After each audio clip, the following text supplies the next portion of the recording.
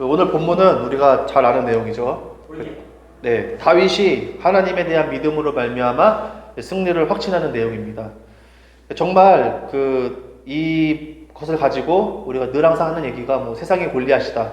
그래서 우리가 세상의 위협과 어떤 두려움 속에서도 믿음으로 뚫고 나아가자, 이런 말을 정말 많이 하는데, 정말 말 그대로 그렇게 되느냐라고 했을 때 대다수가 이러한 문제들 앞에서 추풍낙엽처럼 쓰러지는 현실을 맞이하게 됩니다. 그러니까 대다수는 다윗이 아니라는 거죠. 대다수는 다 그 이스라엘 병사들처럼 두려워 떨어서 어떻게 할 바를 모르는 상태가 이제 현실이다라는 것을 알 수가 있습니다. 근데 이것이 쉽고 간단하게 생각할 문제가 아니라는 거예요. 믿음으로 나아가자. 말은 쉬운데 쉽고 간단한 문제가 아니다. 그래서 우리가 오늘 본문을 통해 다윗이 어떠한 마음과 자세로 살아왔었기에 이렇게 골리앗 앞에서도 흔들리지 않는 신앙을 지킬 수 있었는지를 우리가 한번 살펴보고자 합니다. 첫 번째 본문 17장 17에서 18절을 보면 뭐라고 나오냐면, 다윗은 아버지 이새의 명에 따라 전장에 있는 형들을 만나러 갈 준비를 했다고 얘기가 나와요. 근데 저는 여기서 이 다윗이 얼마나 겸손한 사람인지, 그러니까 겸손하려고 하는 게 아니라 마음이 높은 게 아니라 낮아 있는 상태인지를 알 수가 있습니다. 우리가 물론 언뜻 봤을 때는 사소한 심부름이고 또 자식으로서, 형제 중 막내로서 당연히 그렇게 할 수 있는 거 아니냐라고 생각할 수 있겠지만, 이때 당시 다윗의 상황이 어땠는지를 보면은 조금 생각을 해볼 만한 필요가 있다라는 그 얘기입니다. 사무엘상 16장 13절에 이런 얘기가 나옵니다. 화면에 보면은, 사무엘이 기름불병을 가져다가 그의 형제 중에서 그에게 부었더니 이날 이후로 다윗이 여호와의 영에게 크게 감동되니라 라고 얘기를 해요. 그러니까 이게 지금 오늘 본문 이전에 일어난 일입니다. 다윗은 골리앗과 싸움 전에 이미 사무엘을 통하여 기름 부음을 받은 상태였어요. 우리가 잘 알다시피 그 기름 부음을 받았다라는 건 하나님께서 다윗을 이스라엘의 왕으로 인정을 하셨다는 얘기입니다. 사울 왕이 살아있지만 차기 왕으로 하나님께서 이미 점찍어 두셨어요.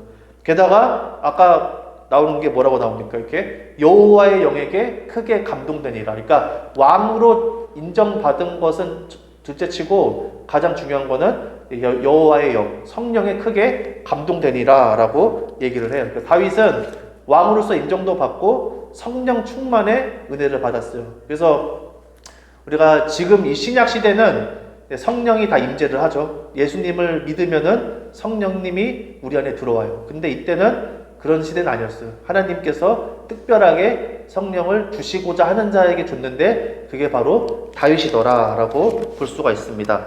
그리고 그 성령 충만한 다윗을 향해서 사람들이 평가를 합니다. 어떤 평가를 하냐면은 이렇게 얘기를 해요. 소년 중 한 사람이 대답하여 이르되 내가 베들레헴 사람 이새의 아들을 본즉 수금을 탈 줄 알고 용기와 무용과 구변이 있는 준수한 자라, 여호와께서 그와 함께 계시더이다 하더라 라고 얘기를 합니다. 하필하면 어른도 아니고 소년이라고 할까요? 소년이 말하는 거는 거짓말을 안 하죠. 그렇죠? 그러니까 거짓말을 안 하는 거예요. 아이들 눈에 봐도 뛰어나다라는 것을 알 수가 있어요. 그래서 이 기름 부음을 받고 성령 충만한 이 다윗은 수금도 탈 줄 알고 또 어떤 사물을 겁내지 않는 기계가 있습니다. 또 싸움에서도 날쌔고 용맹하며 말재주도 있었어요. 그러니까 모든 면에서 준수한 자라고 평가를 합니다. 거기에 대해서 가장 중요한 것은 뭐냐면은 하나님께서 그와 함께 계시더라 라고 얘기를 하죠. 목동이었던 다윗이 이렇게 사람들에게 입에 오를 내릴 정도로 뛰어난 자로 인정을 받으니 이 사울의 궁전에 들어가서 궁중생활을 하게 됩니다. 그러니까 수금을 탈 줄 안다. 그러니까 쉽게 얘기하면은 악기 연주를 하면서 찬양을 잘하는 거죠. 찬양을. 근데 이 사람이 다윗이 그게 기술적으로 되게 목소리가 꾀꼬리 같아서 잘하는 게 아니라 사울이 다윗의 수금을 들으면은 이 번뇌가 떠나가는 거예요. 그러니까 그 사울 왕이 이 악귀에 씌였잖아요. 그렇죠? 그 하나님의 말씀에 대적해서 마귀가 이제 틈을 타는데 그 다윗이 수금을 타는 소리를 들을 때마다 다윗이 노래하고 그렇게 악기 연주를 하는 거를 이렇게 보고 들을 때마다 이제 마음의 안정을 누리는 거예요. 그러니까 다윗을 불러서 궁중 생활을 하게 합니다. 그리고 사무엘상 16장 21절을 보면은 사울이 그를 크게 사랑하여 자기의 무기를 들은 자로 삼았다. 그러니까 계속 왕은 무기를 들고 다녀야 되는데 옆에 계속 누가 붙어 다녀야 돼요. 근데 그럴 정도로 왜냐? 항상 머리가 아프고 귀신 들려가지고 맨날 번뇌하고 막 그러니까 다윗이 없으면 안 되는 거죠. 그렇게 다윗을 가까이 두었다라고 얘기를 했어요. 다윗은 아까 제가 말씀드린 것처럼 하나님께 왕으로서 인정도 받고 성령 기름 부음을 받아서 성령 충만함도 경험하고 또 이 왕의 총애까지 받는 그런 위치였단 얘기예요. 근데 이러한 상황에서 다윗은 자기가 어떤 거드름을 피우거나 뭐 그런 게 아니라 오히려 자신을 무시하고 없는 사람으로 취급을 했던 아버지와 형들을 극진히 대합니다.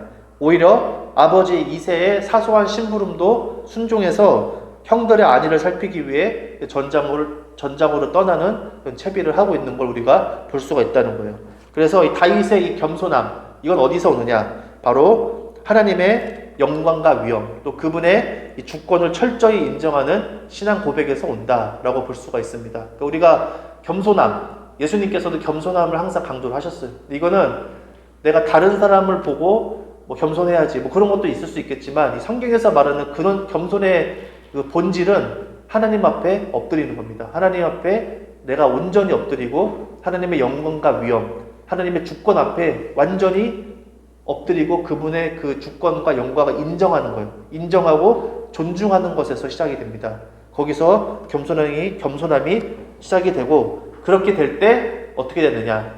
모든 것을 하나님께 의탁하는 거예요. 그러니까 앞일보다 지금 매 순간 함께 하시는 하나님께 집중을 하는 겁니다. 우리가 신앙생활을 하면서 우리 미래에 대한 두려움이 있잖아요. 그 미래를 하나님께서 열어줬으면 좋겠고 막 그런 생각을 하잖아요. 또 실질적으로 제가 몇 번 말씀드렸다시피 무당이 막 엄청나게 증가를 했대잖아요. 우리나라 사회가. 그 정도로 미래에 대한 불안감과 두려움이 크다는 거예요. 국민 정서가. 그런데 그 겸손한 사람, 하나님의 영광과 위엄 앞에 무릎 꿇고 정말 하나님의 주권을 인정하는 사람은 내가 지금 미래보다 지금 매 순간 함께 하시는 하나님께 집중한다는 걸 알 수 있어요. 그래야지만 우리가 삶 속에서 그 하나님께서 원하시는, 하나님께서 기뻐하시는 겸손함이 묻어난다. 겸손함을 배운다라고 볼 수가 있습니다. 그래서 삶 속에서 자신에게 맡겨진 것에 최선을 다하는 거예요. 하나님을 정말로 인정하는 사람만이 할 수 있는 건 뭐냐? 현재 하나님이 나와 함께 하신다는 것에 집중해서 지금이 중요하다는 걸 알고 현실을 최선을 다해 살아가는 거. 미래를 생각하지 않아요. 기독교인들은. 뭐 제가 그 성경에 이런 말이 있어요. 개미에게 가서 사는 것에 대해서 네가 어떻게 사는 게 지혜로운지 궁금하거든. 개미에게서 보고 배우래요. 개미가 어떻게 합니까? 첫 번째 부지런하죠. 그 개미가 거기 뭐라고 나오냐면 자본에 겨울을 대비하는 개미의 부지런함을 배우래요. 그게 뭐예요? 우리는 멀리 갈 것도 없어요. 겨울 정도 그 정도 앞을 보고 부지런하게 사는 거. 그 이상은 우리는 알 수도 없고 머리만 아픕니다. 번뇌만 하는 거니까. 겨울 정도 그 정도 기간 정도 그냥 앞을 내다보고 이렇게 대비를 하며 살아가다 보면은 계속 겨울 계속 겨울이 오는 거죠. 계속 그렇게 살아가다 보면은 하나님께서 함께 하신다 이 얘기입니다. 믿는 사람 가운데 몇몇은 그 하나님의 보통 놀라운 일, 큰 일을 경험하지 않는 것에 대해서 불안해하거나 불만족스러워하는 경우가 많아요.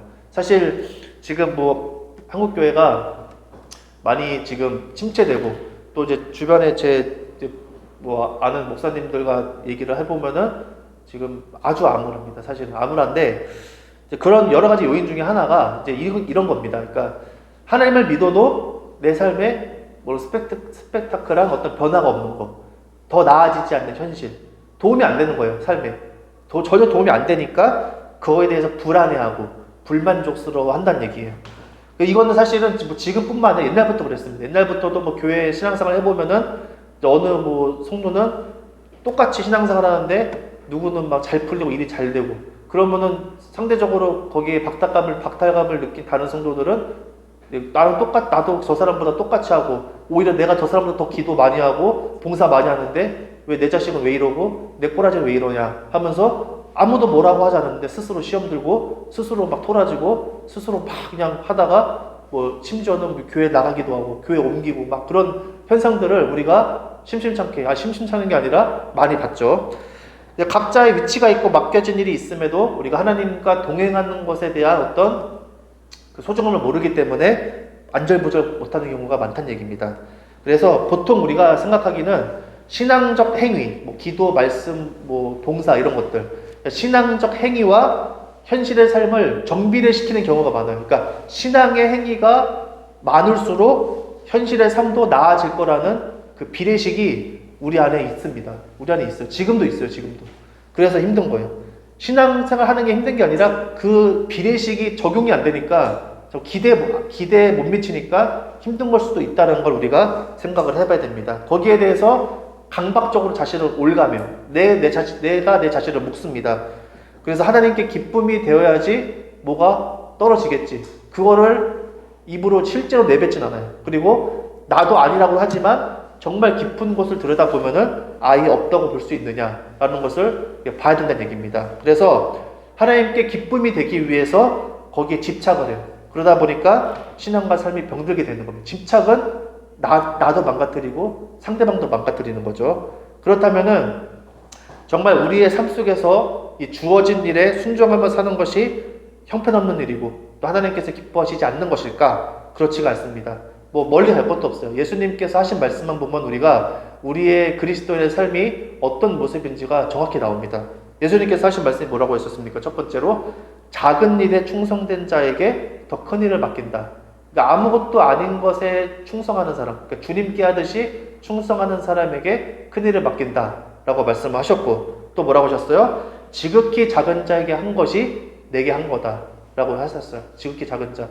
내가 도와줘도 갚을 수 없는 사람들, 뭐 적반하장으로 오히려 뭐 더 달라고 하는 사람들, 그런 사람들에게 한 것이 어떻게 한 거래요? 그게 내게 한 거다. 그게 상급이라고 그랬어요. 거기서부터 네가 상급이 쌓인다라고 말씀하셨고 또 뭐라고 하셨냐면은 모든 사람 중에 가장 작은 자가 큰 자가 된다. 가장 큰 자다라고 예수님께서 말씀하셨어요.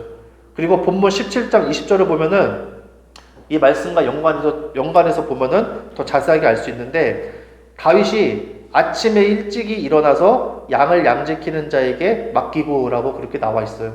여기서 아침에 일찍 일어난 다윗의 모습, 이 모습 어떻습니까? 부지런함과 성실함을 보여줘요. 양 지키는 사람으로서. 그리고 자기가 이제 가야 되는데 자기가 하던 일이 있잖아요. 목동. 그러니까 양을 양 지키는 자에게 맡기는 거. 이거는 자기가 하던 일에 차질이 없도록 이 치밀함과 책임감 있는 모습을 보여주고 있습니다. 그러니까 삶 속에서 우리가 성령 충만하고 하나님 앞에 겸손한 자세로 가고 있는지의 그 여부 확인하는 방법은 바로 지금 내가 할 일을 성실하고 책임감 있게 수행하고 있는지를 보면 알 수가 있다, 이 얘기입니다.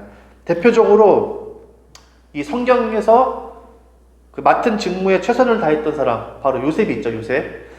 우리가 잘 아는 것처럼 요셉은 애굽 종으로 팔려가서 보디발의 집에서 열심히 일했어요. 그렇죠? 그 성실함과 책임감을, 얼마나 사람이 성실하고 책임감 있고 그랬으면은 자기 모든 일을 누이한테 맡겼겠어요. 그러니까 요셉이 똑똑한 것도 있지만 그 하나님께서 함께 하셨기 때문에 가능한 거죠. 전 재산을 맡아 관리했어요. 그러다가 자기가 요셉은 일도 잘하고 지금 말로 따지면은 뭐 빠지는 게 없는 사람입니다. 용모도 뛰어나고. 근데 아내의 모함으로, 보디발의 아내의 모함으로 인해서 감옥에 갇히죠. 근데 거기서도 바로 처형된 게 아니라 감옥의 간수장도 요셉을 잘 알고 있었어요. 이 사람이 똑똑하고 되게 성실하고 부지런한 사람이다. 그러다 보니까 옥중 죄수 관리와 그 감옥에 대한 전반적인 사무를 맡깁니다. 근데 재밌는 거는 요셉이 애굽의 종으로 팔려가고 보디발의 집에서 그렇게 살다가 또 모함으로 감옥 가고 할 때마다 그 사건이 전할 때마다 항상 말씀에 뭐가 있냐면은 여호와께서 요셉과 함께 하시고라고 나와요. 항상 여호와께서 요셉과 함께 하시고 그 얘기가 나옵니다. 이럴 뜻이 우리의 눈으로 봤을 때는 정말 보잘것없어 보이는, 정말 소망이 없는 상황이라고 할지라도 그것을 내가 독단적으로 쉽게 판단하는 건 아닌지 우리 다시 생각을 해봐야 됩니다. 왜냐하면 하나님이 어떻게 행하실지 모르기 때문에. 그러니까 하나님께서 함께 하신다는 게 중요한 거지 내가 상황이 어떻게 되는 건는 중요하지 않다. 물론 중요하죠. 인간이기 때문에 거기에 대해서 엄청나게 영향을 받고 실제로 그 영향에서 벗어난 사례는 거의 없다고 봐요. 근데 그 차이가 뭐냐? 바로 하나님께서 함께 하냐 함께 하느냐 하지 않느냐, 그리고 그것을 정말 믿느냐 믿지 않느냐의 차이. 결국은 뭐냐면은 말씀을 믿느냐의 차이입니다. 말씀에 대한 믿음. 하나님의 자녀와 함께 하신다는 걸 믿는 자는 정말 함께 하시는 거고, 믿지 않는 자는 하나님께서 지켜보시는 거죠. 믿을 때까지. 그러니까 믿음이 정말 중요하다는 걸 우리가 알 수가 있는 거죠. 그러니까 우리 앞에 있는 그 어떤 상황이라 할지라도 이 성실과 책임감을 가지고 최선을 다하면서 플러스 뭐가 있어야 되냐면은 하나님이 나를 지켜보시고 함께 하신다. 그 믿음이 있을 때 우리가 성장하고 겸손함이 갖춰지고 단단해진다는 얘기입니다. 그러니까 많은 사람들이 열심히 다 사는데 이 플러스 알파 중요한 이 뭐가 없냐? 하나님께서 나와 함께 하신다는 거. 그 믿음이 없기 때문에 자꾸 무너지고 희망이 없고 우울하고 계속 추락하는 그런 모습을 본다는 얘기죠. 우리가 실제 예를 들어서 하나님과 함께 하시지 않음으로 허탕친 사람들이 많아요. 첫 번째 모세가 그 자기가 생각했을 때 맞다고 생각하는 걸 했잖아요. 히브리 민족, 자기 동족을 위해서 핍박받는 사람을 위해서 이집트 사람을 죽였어요. 그때 모세 나이가 40세, 왕자의 신분. 근데 하나님 어떻게 했어요?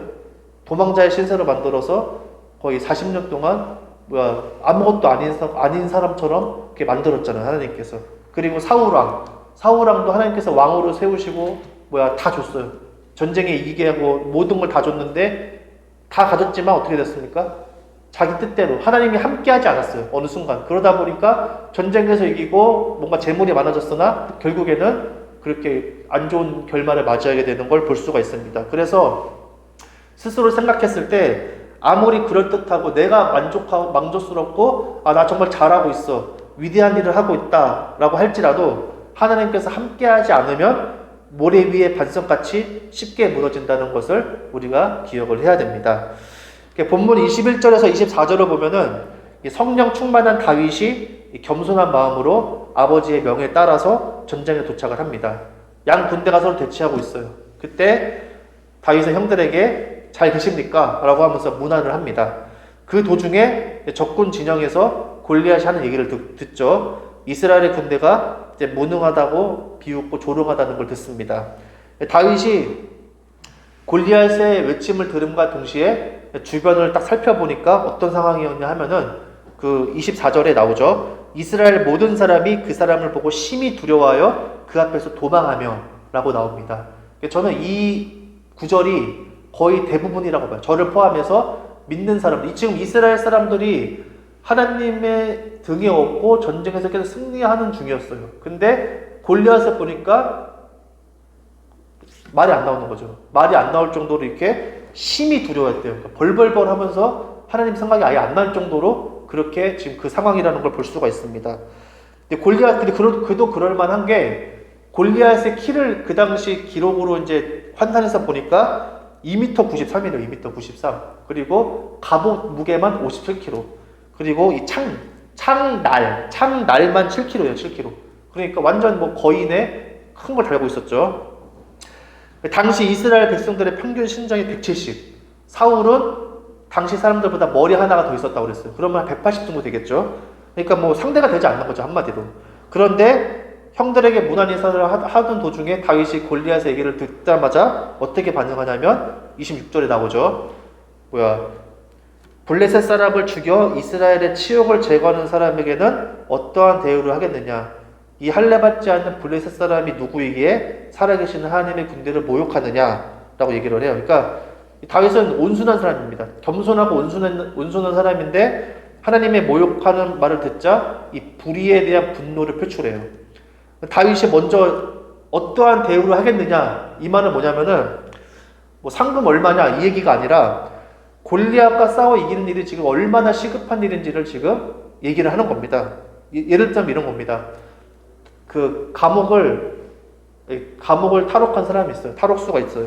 근데 그가 잡히지 않고 자꾸 시간이 지납니다. 그러면 어떻게 됩니까? 현상금이 계속 올라가요.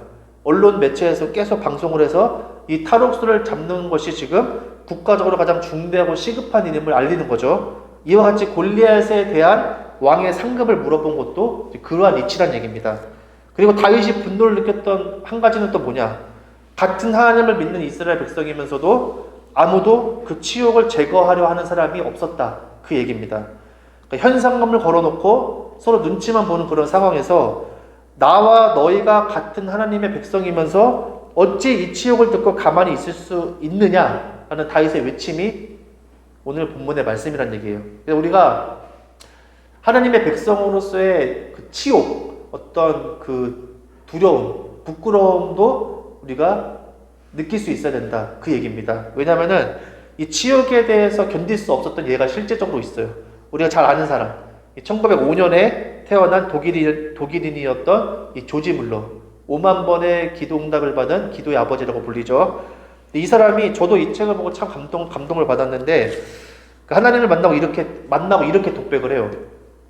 점점 과학이 발달한 이 시점에서 하는 사람들은 하나님이 없다고 하고 성경보다 과학 관련 서적을 많이 읽음으로 자신들의 지식적 욕구를 충족해 나간다. 이때가 1905년입니다. 지금과 별다른 차이가 없어요. 영국은 이미 100년 전에 우리가 겪는 걸 이미 겪었어요. 사람들이 이성적으로 너무 똑똑해지니까 하나님을 떠나고, 왜냐하면 산업혁명이 영국에서 일어났잖아요.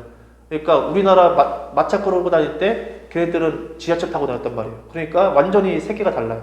그러니까 영국 그런 1905년도에 조지 물러가 고백을 하는 거예요. 그러면서 모든 것을 인간의 이성으로 해결할 수 있고 통제할 수 있다고 생각한다. 하지만 나는 오직 성경 말씀과 기도를 통해서 하나님께서 진정으로 살아계신 하나님이라는 것을 증명해 보이겠다라고 그렇게 다짐을 합니다. 인간의 이성으로 하나님을 찍어 누르는 것을 견딜 수가 없었던 거예요. 그러니까 그가 열댓 명의 고아가 있는 고아원을 맡아서 오직 말씀과 기도로 후원금이 없을 때마다 절대 사람에게 이야기하지 않습니다. 사람에게 도와달라고 절대 얘기하지. 후원자가 있음에도 불구하고 사람한테 우리 지금 고아원 애들이 지금 내일 당장 먹을 게 없습니다. 한마디도 하지 않고 오직 하나님께 매달렸어요. 그래서 모두 채워주시는 역사를 경험을 합니다. 나중에는 2,000명의 고아들을 양육할 수 있는 고아원을 세우게 되고, 그 기도와 사랑으로 하나님의 사랑을 체험한 고아들은 15만 명에 달해서 이제 고아의 아버지라고 불리고, 또 이렇게 평생 5만 번의 기도 응답을 받은 그 신앙의 위인이 됩니다. 그래서 이것이 영국 유럽의 문제가 아니다. 영국 유럽의 문제가 뭐냐면은 사회가 변해서 그런 게 아니라 사회는 늘 변해왔어요. 예수님 때부터 사회는 계속 변합니다. 국가가 일어났다가 망하고 전쟁도 나고 전염병도 휩쓸고 계속 사회는 그 모습이 계속 변하고 있어요. 근데 뭐가 문제냐? 그러니까 영국의 문제고 유럽의 문제가 한국의 문제가 아니라 이제 조지 밀러 같은 사람이 없다는 거야. 사람. 추수할 것은 많되 일꾼이 없다. 그러니까 그렇게 말씀과 기도로 다윗과 같이 반응하는 그런 사람이 없다는 게 이 시대의 문제다라고 볼 수가 있는 거죠. 물론 우리는 연약하고 불완전한 존재이기 때문에 세상 속에서 흔들리기도 하고 휘청거리기도 합니다. 하지만 중요한 건 뭐냐? 내가 이러한 것들을 무너졌을 때 하나님의 자녀로서 어떤 두려움이라든지 수치심을 느끼는지 깊이 생각을 해봐야 돼요. 그러니까 신앙생활 하면서 내 신앙이 왜 이러지? 왜 이렇게 힘을 못 쓰지?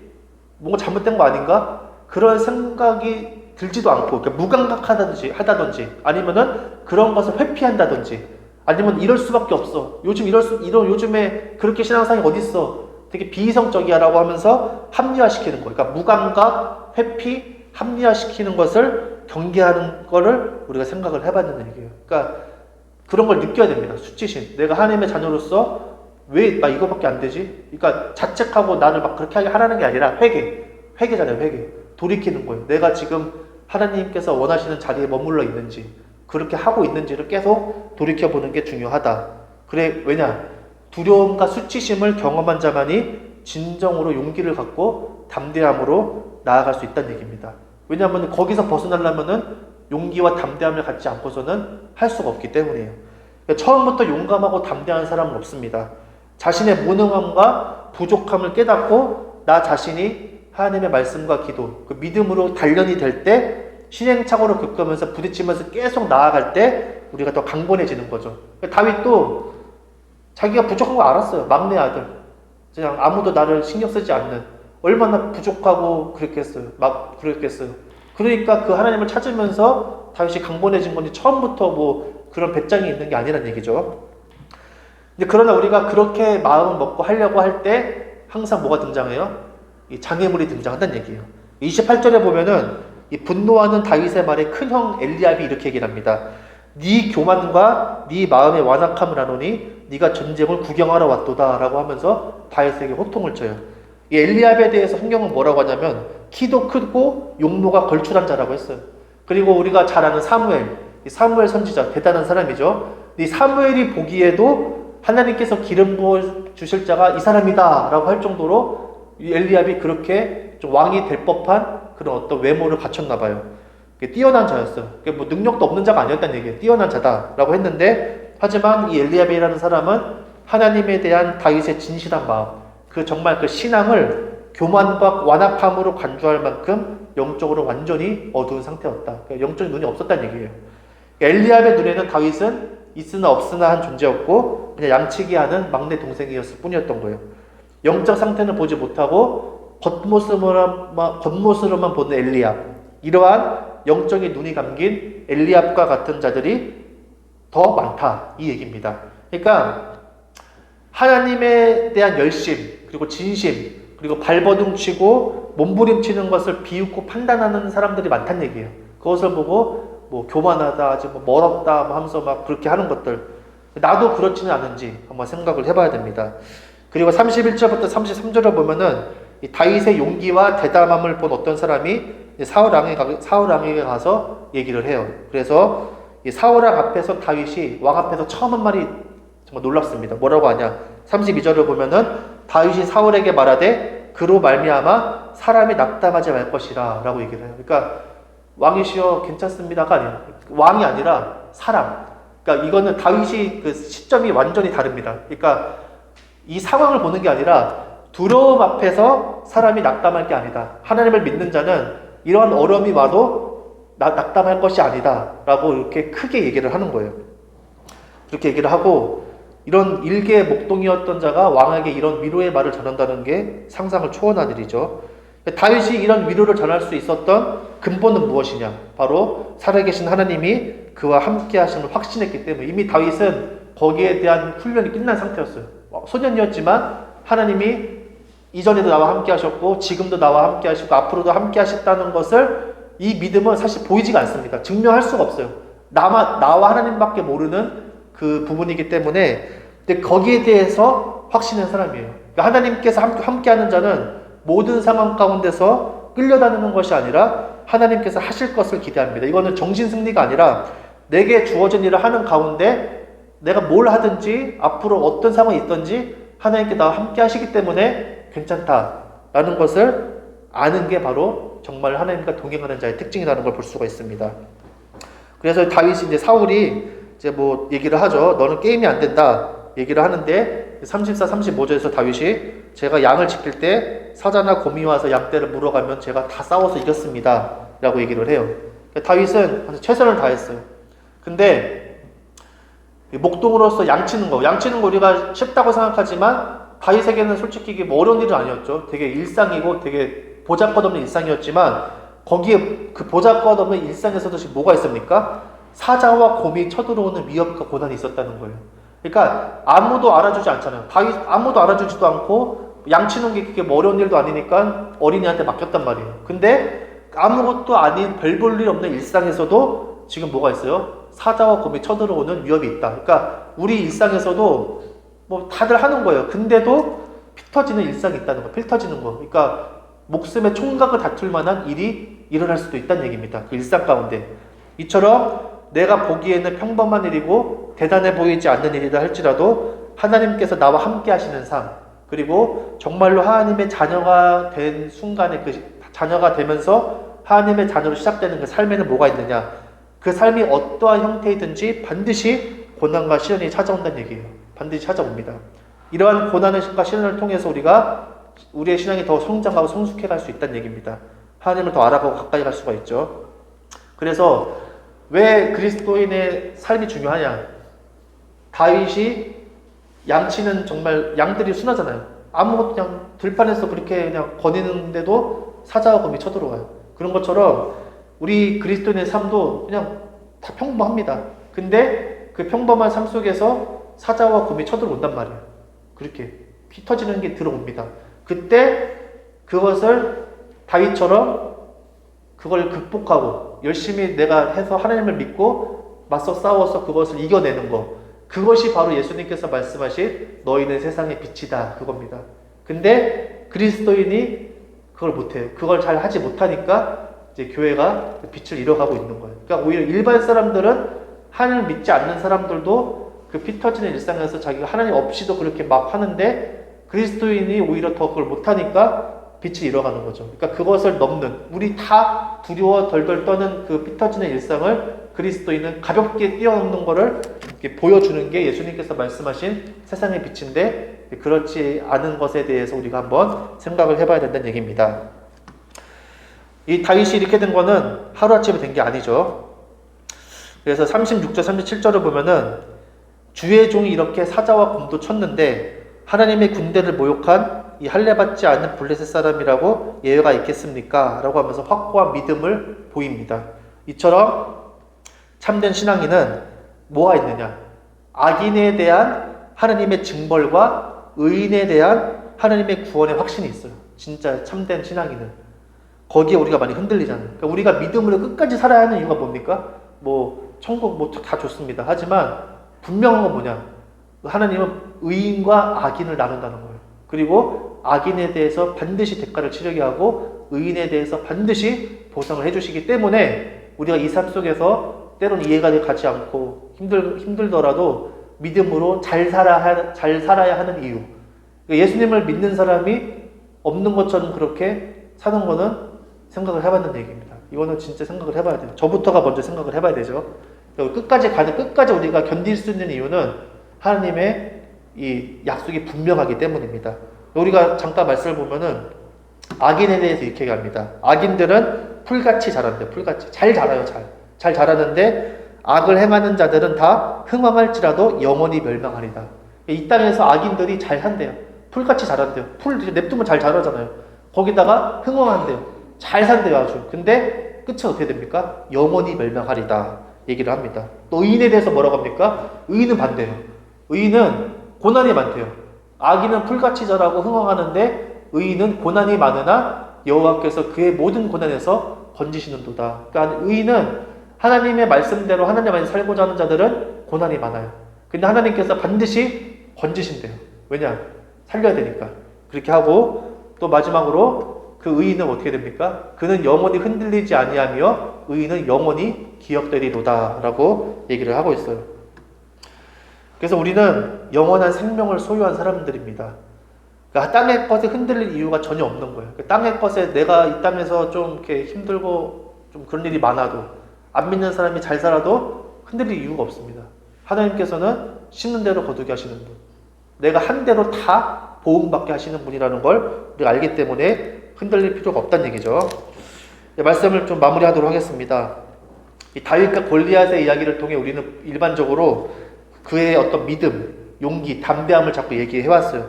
그걸 담자. 우리도 믿음을 가지고 용기를 가지고 나아가자라고 해왔지만 그 용기와 담대함은 그냥 내 말로 뱉는다고 나오는 게 아니에요. 그냥 한순간에 오는 것이 아니라는 걸 우리가 오늘 본문을 통해 살펴봤습니다. 제일 먼저 가장 중요한 거 뭐냐? 하나님의 영광과 위엄 앞에 엎드리고 그분의 주권과 섭리를 알아가는 게 우선이에요. 내 마음을 하나님께 온전히 내려놔야 돼요. 다 맡겨야 돼요. 요즘에 이런 것 때문에 아까 제가 처음에 말씀드린 것처럼 신앙생활을 해도 내 뜻대로 안 되는 것 때문에 불안해하고 불만족스러워서 떠나잖아요. 그 떠난 사람들이 뭐라 할까요, 그러면? 삶에 더 집중해요. 어떻게 하면 풍족한, 풍요로운 삶을 살까? 윤택한 삶을 살까? 뭘 많이 가지려고 않아요, 요즘 사람들은. 이미 안 된다는 거 알아요. 그냥 내게 주어진 것에서 어떻게 하면은 윤택하게 살까? 삶의 질을 어떻게 하면 높일까? 그런 것들을 생각을 많이 합니다. 근데 기독교인들도 마찬가지예요. 거기에 너무 목매달아요. 근데 그러면 안 됩니다. 삶이 우선이다 라고 하면서 삶이 중요하다고 하여 하나님을 인정하고 예배하는 걸 소홀히 하는 경우가 많다는 얘기예요. 거의 그렇습니다. 근데 그런 경우 그렇게 되면은 주객이 전도된 거라 볼 수가 있는 거죠. 그래서 하나님 중심, 하나님과 동행, 하나님을 먼저 내 앞에 모시는 그것이 먼저 우선순위가 되면 우리는 저절로 땅의 것을 구하는 자세를 자연스럽게 버리게 돼요. 근데 여기서 우리가 생각해야 될 거는 땅의 것을 구하지 않는다고 해서 뭐 삶을 개판으로 사냐? 절대 그렇지 않습니다. 왜냐하면은 그리스도인은 이 삶에 대한 자세가 어떻습니까? 오직 청지기로서의 삶을 살아가는 청지기. 하나님께서 청지기는 뭐예요? 맡긴 거예요. 하나님께서 내 삶을 맡겼어요. 내 삶에 대해서. 청지기의 삶은 뭡니까? 첫 번째, 내게 주어진 달란트. 내가 가지고 있는 것을, 그리고 내가 해야 할 일을 무엇인지를 정확히 파악하고 감당하는 거예요. 누구한테 하듯이요? 하나님께 하듯이. 그렇기 때문에 하나님 안에서 산다는 것도 만만치가 않습니다. 이 청지기의 삶도 만만치가 않다. 이러한 청지기의 삶을 사는 과정에서 반드시 우리가 믿음의 고난과 시련을 수없이 마주하게 됩니다.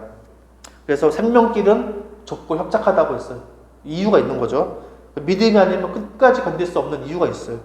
깨어 기도해야 하는 이유가 바로 여기에 있습니다. 이것만으로도 우리가 하나님께 집중해야 할 이유로 충분해요. 하나님이 동행해 주셔야지만 가능하다는 얘기입니다. 이렇게 하나님을 믿고 의지하여서 그분의 능력으로 하나하나 우리가 승리하는 체험을 반복적으로 겪으면서 우리가 장성한 분량을 이루게 됩니다. 그리고 이 세상에 온갖 형태로 하나님의 이름을 모욕하며 대적하는 세상의 위협이 있어요. 요한계시록에서 나오잖아요. 저주스러운 어떤 그런 이름들이 적힌 걸 봤다고. 우리가 거기에 용기와 담대함을 가지게 되는 것은 바로 그런 어떤 반복적인 하나님 안에서 믿음과 확신으로 계속 삶을 회피하지 않고 뚫고 나가면서 그렇게 만들어져 가는 겁니다. 그래서 우리에게 지금 필요한 건 뭐냐? 신앙을 위협하는 여러 형태의 것들이 있어요. 여러 형태. 그것이 교묘하게 옵니다. 교묘하게. 우리가 알 수가 없어요. 정말. 그런데 거기에 대해서 우리가 낙담하거나 기세가 꺾이지 않고 담대하게 나아가는 게 현재 필요합니다. 지금 우리 기독교인들 담대함과 어떤 그런 거는 거리가 멀어요. 다 낙담해 있고 기세가 꺾였어요. 한번 기세가 확 꺾였습니다. 지금. 그렇기 때문에 지금 이런 것이 필요하다. 그래서 그리스도인의 용기와 담대함이 필요한데 그 원천은 어떠한 거창하고 그럴듯한 모양과 열심이 있는 것이 아니라 하나님 앞에 겸손한 마음으로 내가 현재 맡은 일에 성실함과 책임감을 갖고 최선을 다하는 것 플러스 하나님께 나와 함께 하신다라는 믿음에 대한 확신, 그것이 중요하다.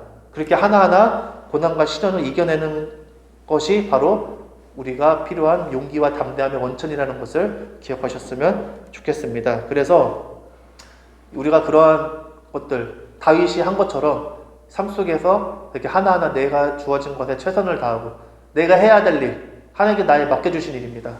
그것이 내가 생각했을 때는 이거 왜 해야 되나 싶기도 하지만 그것이 내게 주어진 일, 그것을 우리가 믿음으로 하나님께서 함께 하신다는 것으로 함께 하신다는 믿음으로 감당할 때 그리고 다윗과 같은 용기와 담대함으로 어떠한 형태이든지 다 뚫을 수 있고 또 낙담해하고 두려워하는 자에게 다윗같이 말할 수 있는 거예요. 사람이 그런 것으로 낙담할 필요가 없다라고 하는 우리 모두가 되기를 예수님의 이름으로 간절히 축원합니다. 기도하겠습니다.